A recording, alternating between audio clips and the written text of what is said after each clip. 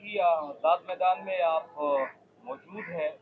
26 जनवरी 2025 को क्या मुद्दे हैं और क्या मांगे हैं, और आपको कहीं ना कहीं जान की धमकी भी आ रही है, सब पूरे चीज बताइए। विषय ऐसा है कि मुंबई में जिस तरीके से ड्रग्स चरस गांजा के माफिया दिन ब दिन बढ़ रहे हैं, उन माफिया पे नियंत्रण लाने के लिए हमने मुंबई के मलाड कुरार विलेज में महामानव डॉक्टर बाबा साहब अम्बेडकर जी की पुण्यतिथि पर 6 दिसंबर को एक सांकेतिक एक दिवसीय अनशन धरना किया था।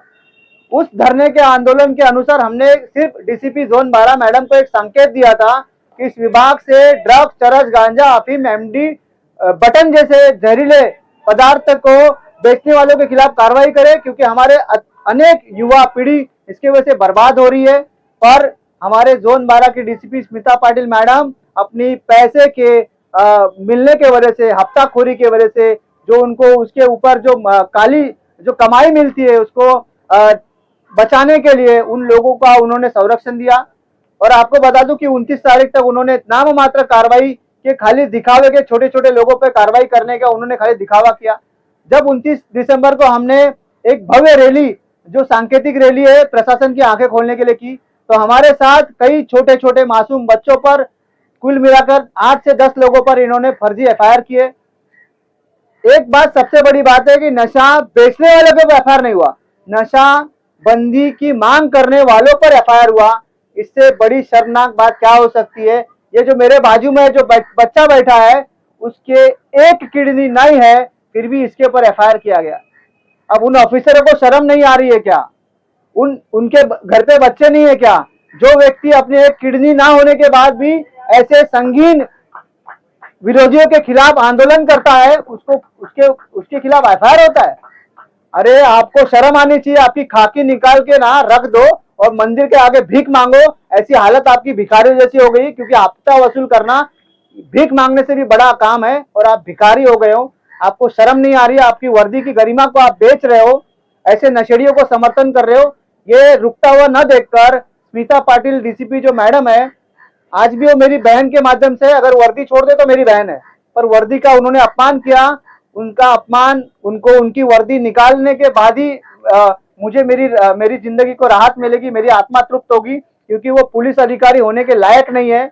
उनका दायित्व जो समाज के लिए होना चाहिए वो उनका नहीं है। इसलिए मेरा आक्रोश है कि महाराष्ट्र सरकार, महाराष्ट्र के मुख्यमंत्री जो गृह मंत्री है, वो उन पर कार्रवाई करे, उनकी जो वर्दी है उसको उतारे, उनको घर बिठाए, ये मेरी मांग है।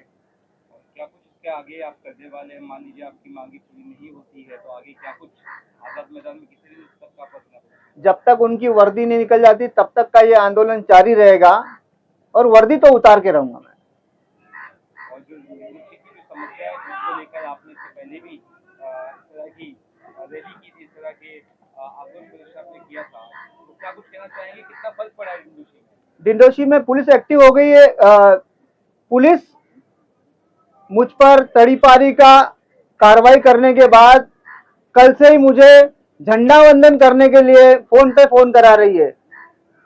ये कार्रवाई करने से पहले मैं एक आरोपी था पुलिस की नजर में, पर आज की तारीख में पुलिस को मैं अच्छा आदमी दिख रहा हूँ, खाली दिख रहा हूँ, क्योंकि उनके खिलाफ आंदोलन ना करूं, उनके खिलाफ आवाज ना उठाऊं, इसके लिए खाली दिखावे का नाटक ये कुरार के सीनियर जनार्दन परबकर जी और स्मिता पाटिल मैडम, जो स्मिता पाटिल है, वो करते हैं। पर इसी के विपरीत जो वहां के एसीपी है बर्वे साहब, वो निरंतर जनता की आवाज को सुन रहे हैं, कार्रवाई कर रहे हैं। एकमात्र ऑफिसर हैं जो वहां पर एसीपी हैं, वही उनके वजह से आज जो भी अंकुश लग रहा है ड्रग्स चरस गांजा के खिलाफ, वो मैं उनको क्रेडिट देता हूं। और ऐसे ऑफिसर एसीपी नहीं सीपी लेवल पे होना चाहिए, ये भी मैं सरकार से अपील करूंगा। महाराष्ट्र के मुख्यमंत्री, जाग जाओ, नशाखोरी को डिंडोशी से भगाने के लिए आप जाग जाओ। अगर आप कार्रवाई नहीं कर सकते तो आपको भी उस कुर्सी पे बैठने का अधिकार नहीं है। मैं आपके खिलाफ भी आंदोलन करूंगा। महाराष्ट्र के मुख्यमंत्री, उपमुख्यमंत्री एकनाथ शिंदे साहेब, तुमच्याकडून अपेक्षा होती, कारण तुम्ही जेव्हा 2-2.5 वर्ष तुमचं मुख्यमंत्री होता त्यावेळेला कमीत कमी या पोलीस डिपार्टमेंटला वचक होती, पण आता हे कुत्र्यासारखे मुकाट फिरत पडलेत, त्यांना कुठल्याच प्रकारची भीती नाहीये। हप्ता वसुली, गुंडागर्दी, सफेद खाकीतला गुंडा, आता त्या पोलीस डिपार्टमेंटचं नाव चेंज करून खाकीतला गुंडा ठेवायची गरज आहे। असं काहीतरी करा। नाहीतर आमचे पत्रकार काय सामान्य नाहीत. प्रजासत्ताक दिनाच्या दिवशी प्रजेची सत्ता असायला पाहिजे, पण आज प्रजेची सत्ता नाही. पूर्ण महाराष्ट्र कुठे नेऊन ठेवला आहे हा प्रश्न पडला आहे. खूप दयनीय परिस्थिती आहे. बाकी सर आपसे जानना चाहेंगे क्या समस्याएं हैं समस्या है और आपसे कहना चाहेंगे कितनी गंभीर समस्या है और आपके क्या विचार है और आप कितना कैसे ये दूर हो सकता है?